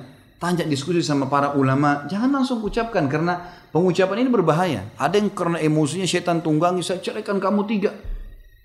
Habis itu nyesal, gimana caranya kembali? Kadang-kadang ustaz jadi kesian nih, ya. Ustaz saya sudah terlanjur cerai 3 kali, bagaimana? Ini sama dengan pesawat sudah patah sayapnya kiri kanan, ustaz selamatin. Gitu. Gimana caranya? Nggak mungkin gitu kan? Ini nggak boleh main-main, makanya hati-hati. Saya pernah punya dosen, beliau kebetulan salah satu hakim di pengadilan agama di Madinah. Dan biasanya di Saudi itu ketat sekali ya. Yang jadi hakim itu betul-betul orang yang luar biasa ilmunya. Karena dia harus tahu pecahin masalah. Karena banyak orang yang suka dusta di pengadilan gitu kan. Dia harus bisa dengan hikmahnya, dengan kedewasannya tahu ini dusta atau enggak nih. Dia bisa tahu dengan pengalaman-pengalaman, jadi enggak sembarangan. Sampai dia bilang sama kami untuk pelajari bab tolak, dia bilang, "Hati-hati ikhwani." Dia bilang diingatkan di kelas, waktu itu kami masih mahasiswa, masih pada bujang semua, diingatin waktu itu. Ingat, jangan main-main kalian, hai laki-laki, dengan kalimat talak. Sekali kamu ucapin, istrimu haram kau sentuh, gitu kan. Maksudnya kalimat peringatnya, walaupun waktu itu masa iddahnya masih bisa rujuk kan gitu. Tapi sudah terancam, kenapa harus diucapin? Dan dia juga bilang, ingatkan para perempuan istri kalian, jangan begitu ada masalah sedikit, ceraikan saya, ceraikan saya. Ini nggak boleh, kalimat cerai ini kalimat mulia, dipakai pada saat darurat. Pasangan tidak jalankan kewajiban, melakukan kemaksiatan kepada Allah, nah baru pakai, kalau enggak jangan, gitu kan? Ini disimpan benar-benar hati-hati. Dia bilang sampai seorang wanita kalau naik tangga, dan suaminya bercanda, bilang kalau kau naik lanjutkan anak tangganya, kau saya ceraikan, kalau kau turun saya ceraikan, maka kalau perempuan ini maksain diri karena dia anggap suami bercanda, tetap jatuh tolaknya. Bahaya sekali. Kalau dia tidak mau diceraikan, dia turun dari tengah-tengah tangga. Bahaya. Niat dalam Islam dinilai oleh Allah. Saya kasih contoh gini. Kata sebagian ulama fikih, kalau seandainya ada ini contoh saja ya supaya mudah difahami bagaimana hati-hatinya kita meletakkan niat pada tempatnya. Kalau ada seseorang laki-laki, misal fasik, orang ini buruk, tidak ada imannya sama Allah kurang. Dia lihat ada seorang wanita lewat di malam hari, lalu dia niat memerkosa wanita itu. Misal, kemudian dia berusaha lah didekatin, dipaksa, diperkosa. Begitu selesai dia perkosa, ternyata dilihat istrinya sendiri. Misal, ini contoh. Maka dia tetap dapat dosa zina. Walaupun itu istrinya sendiri. Karena niatnya yang saya awal perkosa. Padahal itu istrinya. Sama perempuan begitu. Dia niat untuk melakukan hubungan badan dengan seorang laki-laki, memang niatnya berzina. Ternyata yang datang suaminya. Misal ada seseorang fasika, di rumahnya dia tahu suaminya safar, kemudian dia janjian sama laki-laki mau berzina misalnya, naudzubillah. Dia sudah janjian di waktu tertentu, ternyata suaminya nggak jadi safar pulang. Mungkin lampu di kamar sudah dimatikan, suaminya datang. Memang dia niat mau bergaul sama laki-laki yang haram tadi. Dia niatnya zina. Suaminya datang, suaminya langsung menggauli dia, lalu dia berumah badan. Begitu dinyalain lampu, dia tahu suaminya yang gaulin. Tetap perempuan itu dapat dosa zina. Jadi jangan main-main nih, nggak boleh main-main. Makanya cerai harus hati-hati sekali. Hati-hati. Dikatakan sini atau wanita yang ditolak bayin atau mabtuta dalam kurung, yakni wanita yang telah ditolak 3 kali. Berdasarkan hadis Muslim, bahwasanya Nabi SAW berkata kepada Fatimah binti Qais yang telah ditolak 3 kali oleh suaminya. Hadis ini diriwayatkan oleh Imam Muslim. I'taddi 'inda ibni ummi maktum fa innahu rajulun a'ma tad'ina thiyabaki fa idza halalti fa'adhinini. Berihdatlah di sisi Ibnu Ummu Maktum karena ia laki-laki buta, karena engkau bisa menaruh pakaianmu. Jika engkau sudah habis masa iddamu maka beritahukanlah kepadaku. Jadi Fatimah binti Qais ini diceraikan oleh suaminya 3 kali. Kalau tolak raj'i teman-teman, dianjurkan si istri ini yang diceraikan tetap satu rumah. Tetap satu rumah sama suaminya supaya mereka bisa rujuk lagi. Tapi kalau tolak bayin nggak boleh lagi satu rumah. Di masa iddah sudah harus keluar dari rumahnya. Dan kebetulan Fatimah binti Qais tidak punya rumah, nggak ada keluarganya waktu itu. Maka Nabi SAW mengizinkan dia untuk menghabiskan masa iddahnya, jadi kan 3 bulan masa haid di rumah Ibnu Ummul Maktum. Siapa Ibnu Ummul Maktum ini? Seorang muadzin Nabi, matanya buta. Karena Nabi punya 2 orang muadzin, Bilal dan Ibnu Ummul Maktum, gitu kan? Ini kebetulan orang buta nih. Ibnu Maktum ini yang kata Nabi SAW di dalam hadis tentang masalah batas sahur. Ya. Dalam hadis tentang puasa Ramadan, kalau kalian dengarkan Bilal azan, maka lanjutkanlah makan kalian. Azan pertama, karena subuh di zaman Nabi azannya 2 kali. Selisihnya 50 ayat. Kurang lebih kalau kita sekarang 45 menit. Ya. Makanlah dan minumlah. Dan kalau seandainya kalian mendengarkan azannya Ibnu Ummul Maktum, tahanlah, jangan makan lagi. Sudah azan yang kedua, sudah azan subuh tuh, berhenti makan dan minum, gitu kan? Ibnu Maktum ini juga orang yang pernah dalam hadis Bukhari meminta izin kepada Nabi SAW untuk sholat di rumahnya. Yang mengatakan, ya Rasulullah, antara rumah saya dengan masjid tempatnya jauh, tidak ada yang memandu saya sendirian di rumah, gitu kan? Sendirian di rumah. Kebetulan Ibnu Ummul Maktum ini istrinya tidak bisa memandu dia. Dia tidak punya anak, menikah tapi tidak punya anak. Ada istri yang di rumah tapi tidak punya anak. Maka dia bilang tidak ada yang bisa pandu saya. Istrinya juga tidak bisa pandu dia. Dan di antara rumah saya sama masjid Anda ini ya Rasulullah banyak binatang buas yang bisa menerkam saya setiap saat. Boleh nggak saya sholat di rumah? Awalnya Nabi SAW mengatakan sholatlah di rumah. Punya udzur, matanya buta, nggak ada yang pandu, masjid jauh, dan juga antara rumahnya sama masjid banyak binatang buas yang bisa menyergap, serigala dan segalanya. Lalu Nabi SAW menerima wahyu dan mengatakan kepada para sahabat, panggil Ibnu Ummul Maktum, disuruh panggil kembali waktu dia sudah mau keluar dari masjid. Kata Nabi SAW, apa kau dengar azan? Dia bilang, iya ya Rasulullah. Kata Nabi SAW, jawab azan itu. Nggak ada alasan untuk tidak ke masjid. Dan ini Imam Ahmad pegangi sebagai dalil wajibnya laki-laki sholat di masjid. Gitu. Ini Ibnu Maktum. Ibnu Maktum ini buta, ada istri tapi nggak punya anak. Dan dia dianggap orang yang paling aman untuk membantu perempuan yang sedang mengalami tadi. Fatimah binti Qais ini kan tidak ada keluarganya di Madinah. Maka Nabi SAW izinkan Fatimah untuk tinggal di rumah Ibnu Ummul Maktum yang kebetulan matanya buta dan cuma berdua sama istrinya di rumah. Gitu kan? Kata Nabi SAW, berihdatlah, ihdat, habiskan masa iddahmu. Ya. Di sisi Ibnu Ummul Maktum di rumahnya. Karena ia laki-laki buta, sehingga kau bisa meletakkan pakaianmu. Maksudnya bisa membuka jilbab. Gitu kan? Jika engkau sudah selesai masa iddah, beritahukanlah kepadaku. Maksudnya Nabi SAW mengatakan, silakan beritahukan. Mungkin Nabi SAW bisa bantu mencarikan pasangan hidup. Imam Nawawi rahimahullah mengatakan ini menunjukkan bolehnya meminang wanita yang ditolak bayin secara sindiran dan ini dibenarkan menurut kami, maksudnya mazhab Syafi'iyah. Di sini makna daripada beritahukanlah kepada kami. Sebagian ulama hadis mengatakan Nabi SAW ingin meminang Fatimah binti Qais. Maka bahasa santunnya Nabi apa? Kalau seandainya masa iddahmu selesai beritahukan kepada kami, ya. Ini bahasa sindirannya. Jadi dibolehkan, gitu kan. Dan juga di sini teman-teman, bagi laki-laki tidak aib menikahi wanita yang sudah cerai. Nabi SAW menikahi di antara istri beliau ada yang cuma satu orang yang gadis, Aisyah, yang lainnya memang janda, jadi itu tidak aib. Walaupun kalau disuruh pilih janda atau gadis, maka sunnahnya mendahulukan gadis kalau ada opsi, gitu kan. Tapi bukan aib menikahi janda. Penutupnya teman-teman sekalian, meminang secara sindiran, misalnya seorang laki-laki mengatakan pada wanita yang masih dalam masa iddahnya karena suaminya wafat, engkau benar-benar mulia bagiku dan aku menyukaimu. Sungguh Allah benar-benar akan membawa kebaikan dan rezeki kepadamu. Maksudnya saya menikah maka saya akan memenuhi kewajiban nafkah, gitu kan. Sungguh Allah benar-benar akan membawakan kebaikan dan rezeki padamu. Atau mengatakan sungguhnya aku ingin menikah.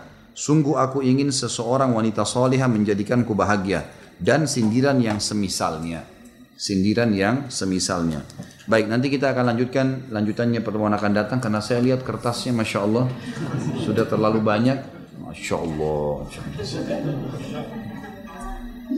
Kan gampang, tinggal pulang praktek. Kenapa banyak bertanya?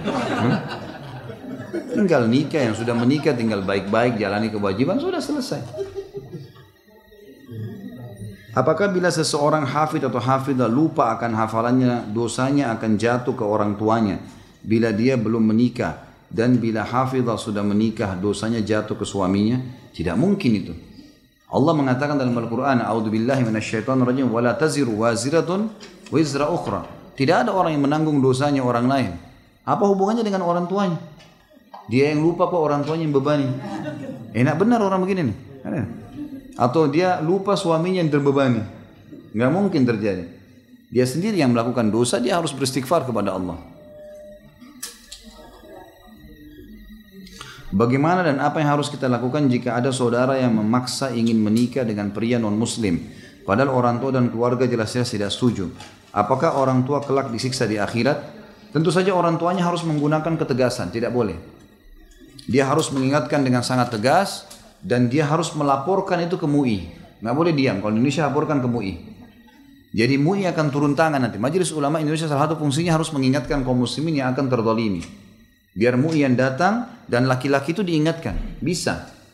Jadi gunakan instansi-instansi Islam supaya dia tidak boleh menikahi wanita muslimah. Karena memang kalau menikahi wanita muslimah, laki-laki non muslim tanpa syahadat, berarti terjadi perzinahan. Dan itu tanggung jawab Majelis Ulama Indonesia. Nggak boleh. Saya sarankan orang tuanya laporkan ke MUI, gitu kan? Laporkan anak saya akan diminta begini-begini laki-laki. Nanti laki-laki itu akan diingatkan oleh MUI supaya dia tidak boleh nikahi, perempuan ini juga akan didatangkan. Jadi kalau orang tua sudah tidak bisa ya, orang tua masih bisa ingatkan, alhamdulillah. Gitu. Ustadz, kenapa kalau khulu masa iddah hanya 1 bulan? Bagaimana ternyata kalau si wanita yang minta khulu itu mengandung? Tetap kembali kepada hukum asal. Gitu kan? Saya Allahu a'lam tetap berpegang pada pendapat walaupun khulu tetap 3 bulan. Tetap 3 bulan. Karena pendapat yang mengatakan 1 bulan ini belum mendapatkan dalil yang kuat untuk itu kan? Karena khulu itu, kalau Bapak Ibu ada yang belum tahu, adalah seorang wanita yang mengajukan ke pihak pemerintah atau pengadilan untuk cerai dengan suaminya. Itu namanya khulu. Ini hukumnya tersendiri ya. Kalau suami itu zalim, jahat misalnya, lalu dia khulu. Khulu itu diajukan ke pemerintah, saya tidak mau lagi sama laki-laki ini. Maka pemerintah akan melihat, pihak pengadilan kalau kita di Indonesia, hakimnya akan melihat. Ini perempuan ngajukan, disuruh cari alasannya apa saja. Dia suka mukul, dia tidak kasih nafkah, dia gini, dia begitu, macam-macam alasan. Nanti pemerintah atau pengadilan akan meminta si suami yang tertuduh datang. Lalu ditanya, ini istrimu berkata begini, ini tulisannya. Jawab ya. Maka pulang ke rumah dijawab sama dia. Kalau di Indonesia menggunakan tulisan, ya, tidak beradu argumen di situ. Maka si suami akan nulis, ini tidak benar karena ini, tidak benar karena ini tidak dibalas. Nanti si hakim akan panggil 2 minggu lagi, datang, dikasih lagi suratnya, ini suratnya. Suamimu membalas seperti ini, coba pertimbangkan, balas lagi, dibalas. Nanti si istri membalas dengan dalil-dalilnya apa, argumennya ini segala. Nanti sampai, karena semua sudah nulis nih, nanti sampai 5-6 surat yang datang, hakim bisa ambil sebuah kesimpulan dan tidak bisa mereka pungkiri. Kalau omong-omong kan bisa dipungkirin. Saya nggak pernah bilang loh, kamu kan bilang kemarin. Tapi tulisan ini tulisan kamu, jelas. Ini kamu mengatakan suami kamu tidak kasih nafkah, suamimu punya bukti transfer nih. Ini transfer tiap bulan sekian. Ada kan? Terbantahkan 1, 2, 3, 4. Nah kalau hakim melihat kasus khulu ini, pengajuan perceraian ini, justru si istri yang salah, istrinya yang memang sengaja nggak mau lagi sama suami, alasan saja, maka hakim akan mengeluarkan surat cerai, namanya tolak bayin sugro. Cerai bayin tapi sugro, maksudnya sugro masih bisa kembali, karena ditahu perempuan ini salah, ini ngawur nih, ngelantur nih salah. Mungkin karena cuma ada laki-laki lain yang goda atau dia suka laki-laki lain, nanti dia akan nyesal nih, dibuka kesempatan untuk kembali dan dia masih punya masa iddah 3 bulan, gitu kan? Setelah keluarnya surat itu. Kemudian kalau misal dilihat memang laki-laki ini buruk, ternyata betul. Di antara bukti dia tidak mau datang di pengadilan, atau kalau dia datang dia tidak bisa balas. Itu kan rumit ya, mengetik, orang harus punya emosi kejiwaan. Ini saya dituduh ini, maka saya balas. Kalau dia betul lakukan, untuk apa dia balas? Dia malas, ya sudah nggak usah balas deh. Makanya tujuannya tulisan tadi di situ tuh. Jadi kan dilihat siapa yang benar, siapa yang salah dari tulisan. Karena itu nggak sembarang, harus ada emosi kejiwaan untuk nulis. Nah, kalau dia balas, dan ternyata memang suami ini terbukti. Ada saksi-saksi dari keluarga, memang orang ini suka mukul, orang suka kata kasar, begini, begitu, dan segalanya. Maka akan dikeluarkan tolak bayin kubra. Cerai bayin yang sudah jelas, tidak bisa lagi bergabung kecuali si perempuan nikah sama laki-laki lain. Gitu. Ya, setahu saya Allah alam, khulu itu tetap masa iddahnya sama. Tetap masa iddah sama. Tidak ada perbedaan antara khulu dengan cerai raj'i atau cerai bayin. Tetap 3 bulan. Dan kalau hamil 9 bulan. Sampai melahirkan maksud saya. Kalau dia cerai sudah 3 bulan hamil, berarti tinggal tunggu masa melahirkan. Apakah ada batasan jarak yang termasuk dalam kategori safar sehingga boleh mengqasar sholat wajib? Pertama, ada 2 syarat safar itu. Yang pertama adalah keluar dari kota dia tinggal. Itu dulu. Keluar dari kota yang dia tinggal. Itu sudah jelas masuk dalam masalah ya, safar. Yang kedua, dalam pertimbangan masyarakat setempat, memang itu adalah safar. Safar maksudnya sesuatu yang jauh dan meletihkan. Itu safar. Sesuatu yang jauh dan meletihkan. Jadi kalau orang melihat di Jakarta, Bandung itu adalah safar, sudah masuk safar. Kan gitu. Karena sudah jarak, keluar kota, terpenuhi syarat. Allahu a'lam, itu yang saya tahu. Istikharah kalau meminta pada Allah diberi jawaban berupa tanda apa ini? Tanda warna dalam mimpi. Apa boleh? Misal tanda warna hijau, merah untuk yang baik, tanda hitam. Ini lampu merah apa nih? Dari mana nih? Saya pernah mengaji menurut ustazah, saya dulu istikharah seperti itu. Nggak ada pernah dalilnya. Warna-warna apa tandanya? Hah? Pas dia tidur kebetulan dia lihat lampunya coklat, dia minum coklat. Ini gak ada sama sekali dalil, bro. Saya sudah bilang tadi kecenderungan. Memang melihat fakta, ada faktanya. Melihat orang itu lagi umroh. Jadi memang kelihatan. Apakah boleh bisa janda menikah tanpa izin orang tuanya, walinya? Gak boleh. Haram. Tidak boleh. Jangan pernah buka pintu itu. Banyak di tengah-tengah masyarakat kita tersebar berita kalau janda boleh nikahkan dirinya sendiri. Ini pendapat yang sangat lemah dari Imam Abu Hanifah rahimahullah. Imam Abu Hanifah dalam salah satu pendapatnya mengatakan janda boleh menikahkan dirinya. Tapi ini pendapat sangat lemah. Karena di pendapat yang lain Abu Hanifah sendiri juga mengatakan tidak boleh menikah. Kembali kepada hadis Nabi. Hadis yang berbunyi perempuan wanita manapun yang menikahkan dirinya tanpa izin walinya, nikahnya batal. Janda atau gadis.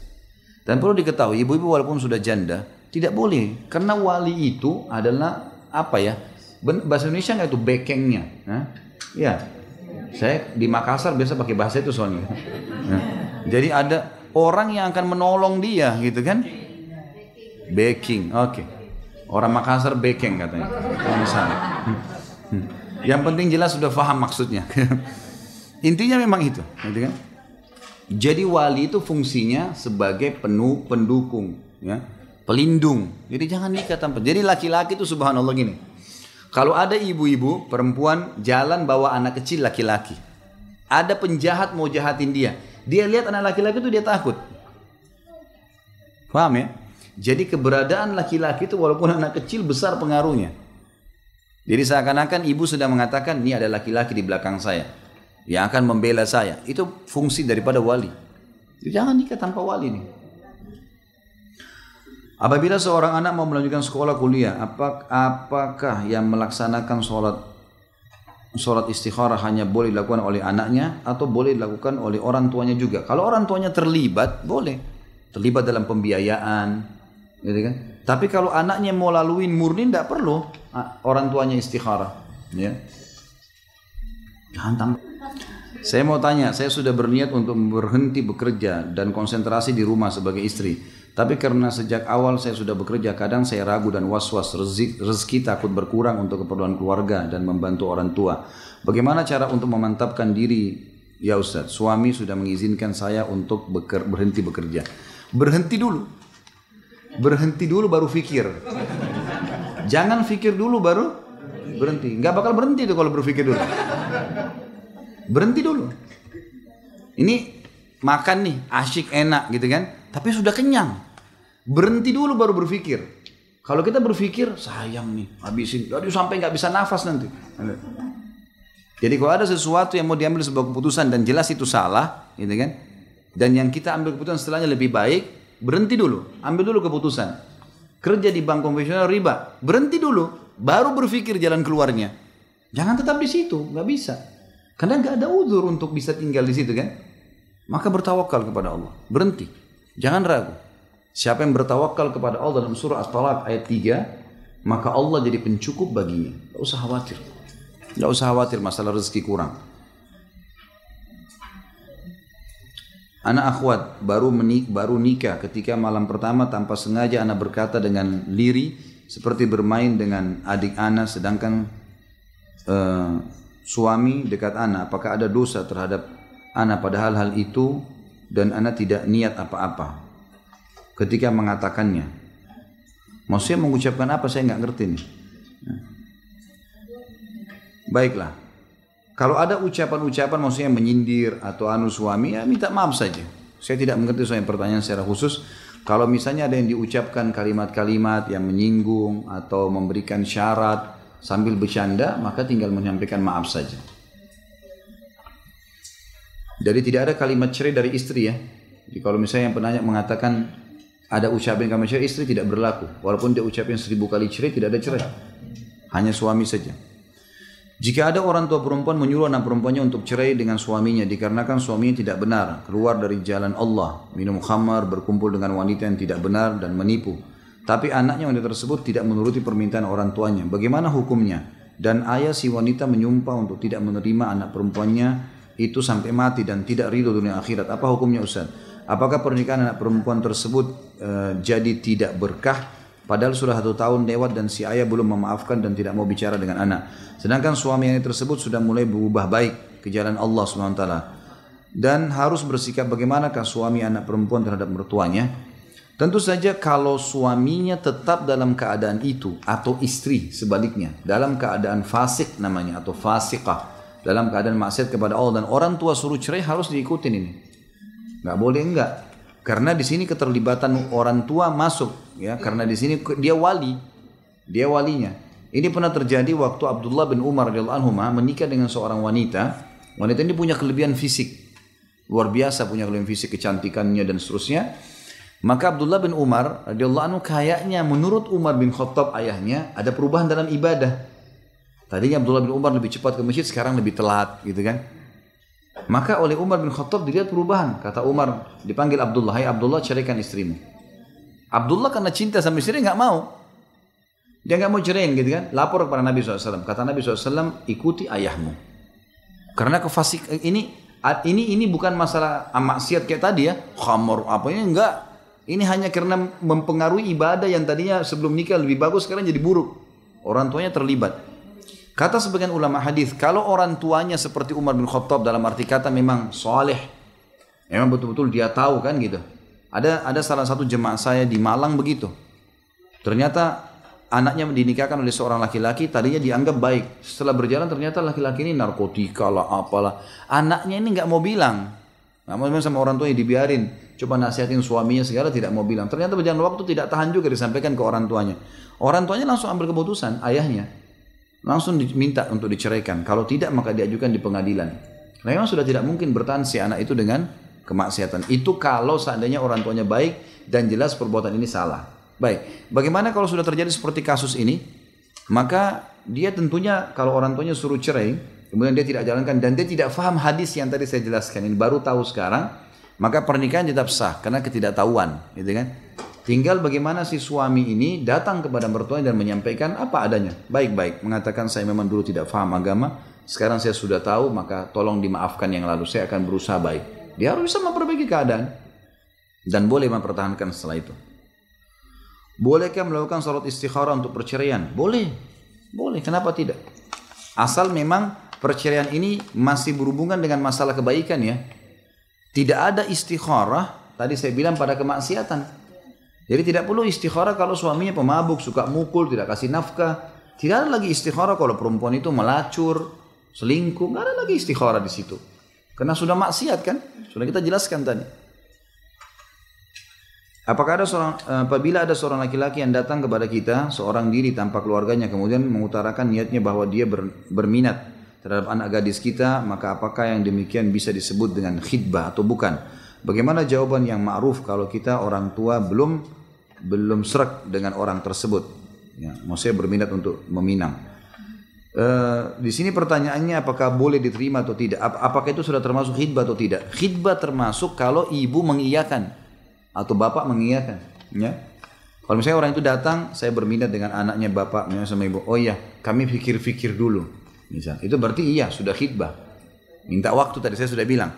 Tapi kalau dari awal maaf, kami belum bisa menikah, gitu kan, menikahkan sekarang, kami belum bisa menerimanya, gitu kan. Atau bahasa santun apalah yang diucapkan, maaf, anak ini biasanya orang masih mengucapkan hal-hal yang ma'ruf ya. Memang betul misalnya anaknya masih sekolah, anak saya masih sekolah. Ada bahasa-bahasa santun yang diucapkan, maka itu berarti tidak ada khidbah, bukan khidbah itu, bukan khidbah. Allahu a'lam. Kalau masalah ibu dan bapak tidak serak ini, tolak ukurnya tetap agama ya, jangan tiba-tiba tidak serak begitu saja. Ya memang agama tolak ukurnya, ya bukan fisik, bukan finansial, tapi memang masalah agama. Apakah seorang yang pernah gagal dalam rumah tangga sebaiknya memperbaiki diri dulu atau segera menikah lagi? Karena saya merasa kegagalan saya sebelum disebabkan saya belum cukup baik. Baik atau tidak baik itu tentunya tolak ukurnya adalah agama, gitu kan? Kalau memang selama ini ternyata Bapak Ibu sekalian tidak kurang beragama, kurang paham agama, maka secara otomatis tentunya bisa saja, gitu kan? Untuk mempertimbangkan, pelajari dulu agama supaya lebih mapan baru menikah, itu boleh saja. Tapi kalau misal kasus karena pasangan dulu buruk, nggak baik lah, tidak sholat, misalnya kita sholat sudah diingatkan tidak mau, suka dusta, segala macam terjadi perceraian lah. Lalu kemudian sekarang ada orang yang minta, ibu-ibu misalnya, atau ada laki-laki sudah mau menikah dengan perempuan yang baik, jangan tunda kebaikan itu, melangkah saja, nggak perlu, gitu kan? Nah kembali kayak tadi, kalau saya yang kurang baik misalnya, maka benahi diri. Kalau tolak ukurnya agama ya, maka benahi diri dulu.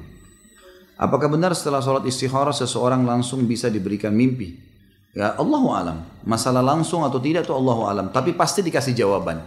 Pasti. Kalau niatnya ikhlas karena Allah pasti dikasih jawaban. Tidak mungkin tidak. Tapi jawaban kayak tadi ya. Jadi kayak ada sindiran-sindiran dari Allah, peringatan-peringatan gitu kan. Tapi bukan warna-warni kayak tadi ya. Jika ada yang ingin bertaaruf dengan seorang dan si laki-laki ingin sholat istikharah dulu padahal si wanita belum menerima, apakah boleh si wanita bertaaruf dengan laki-laki lain? Tentu saja. Kalau si perempuan belum mengiyakan, dia hanya mengatakan saya berminat dengan kamu untuk menikah, lalu perempuan belum mengatakan baiklah saya pertimbangkan, belum ada jawaban apa-apa, maka boleh saja. Tapi kalau sudah kasih jawaban nggak boleh ya, apapun jawabannya, biar misalnya saya pertimbangkan, sudah ada jawaban tuh berarti sudah masuk dalam masalah khidbah. Anda tanya tentang hukum syar'i kajian yang apa ini? Laki-laki campur dengan perempuan, ya, seperti yang saat ini, ya Ustaz, tanpa ada batas antara laki-laki dan perempuan. Dalam majelis ilmu tidak ada masalah. Majelis ilmu, sholat berjamaah di masjid, asal memang saf perempuan dan laki-laki terpisah, kayak sekarang kan terpisah, ya, pisah. Karena memang di zaman Nabi SAW sendiri, kasus masalah jemaah sholat itu adalah laki-laki di depan, perempuan di belakang, gitu kan? Dan Nabi SAW dalam majlis ilmu pernah mengisi pengajian untuk sahabat tanpa ada hijab. Tanpa ada hijab. Hadis keluar tentang masalah wanita yang seseorang dan terkadang wanita yang meninggal anaknya, gitu kan, 3 orang sebelum balik pasti masuk surga. Gitu kan? Itu khusus untuk perempuan. Ada seorang sahabat Nabi yang sempat ikut dulu di sebelah Nabi SAW ingin dengarkan Nabi sampein apa nih. Karena pernah ada ibu-ibu yang sahabat protes mengatakan, ya Rasulullah, kebanyakan waktu Anda buat laki-laki, luangkan waktu buat kami. Hukum-hukum kami apa nih gitu. Karena dulu kan tidak ada mic ya. Jadi Nabi SAW kalau ngomong itu selalu yang banyak dengar laki-laki bagian depan. Sampai Asma binti Yazid radhiyallahu sahabat Nabi yang banyak meriwayatkan hadis berkata, saya pernah mendengarkan Nabi SAW menyampaikan tentang tanda-tanda kiamat. Lalu ada yang saya tidak dengar. Saya pun bertanya pada laki-laki yang di depan saya. Jadi perempuan sama laki-laki ditanya, tidak ada hijabnya. Apa yang Rasulullah bilang tadi? Baru dikatakan Rasulullah bersabda begini tadi. Baru kemudian dia lanjutkan pemahaman dia. Interaksi antara laki-laki dan perempuan di tempat umum, bukan berdua ini, boleh.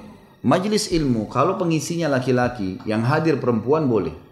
Tapi kalau dibalik pengisinya perempuan, seperti kasus Aisyah radhiyallahu anha, kan banyak sahabat yang datang belajar, itu harus ada hijab, wajib, nggak boleh. Kalau pematerinya perempuan, harus, nggak bisa nggak. Ya, jadi memang hukum syar'inya begitu. Sudah masuk waktu belum? Belum, sudah khilaf lagi. Baiklah, ini insya Allah kita simpan di pertemuan akan datang kita bahas, dan teman-teman sudah tahu tentu ada dua waktu kita ya, ada 2 waktu yang kita akan bahas insya Allah dalam 1 bulan, Rabu ketiga sama Rabu keempat dalam bahasan kita ini. Tentu pertanyaan ini juga akan kita simpan insya Allah, mudah-mudahan kedepannya kita akan jawab nanti semuanya. Mungkin begitu, kita berdoa kepada Allah SWT, semoga majelis kita diberkahi dan jadikan sebagai tambahan amal kita hari kiamat. Dan juga semoga saja semua yang pernah berbuat dosa dimaafkan oleh Allah, semua yang sakit disembuhkan penyakitnya, yang terlilit utang dilunasi utangnya, yang belum dapat hidayah dimudahkan dapat hidayah, yang belum dapat pasangan diberikan pasangan yang soleh dan soleha, yang belum memiliki keturunan juga diberikan keturunan yang soleh dan soleha. Dan semoga seluruh muslimin di Palestina, di Syria, di Yaman, di Irak, di Myanmar yang sedang tertindas, semoga Allah ikhlaskan niat mereka, terima para syuhada mereka, dan juga Allah Subhanahu wa taala berikan kemuliaan Islam di tangan mereka dan tangan kita semua, dan Allah partisipasikan kita bersama mereka di pahala, baik dengan doa dan hatta juga dengan jiwa kita.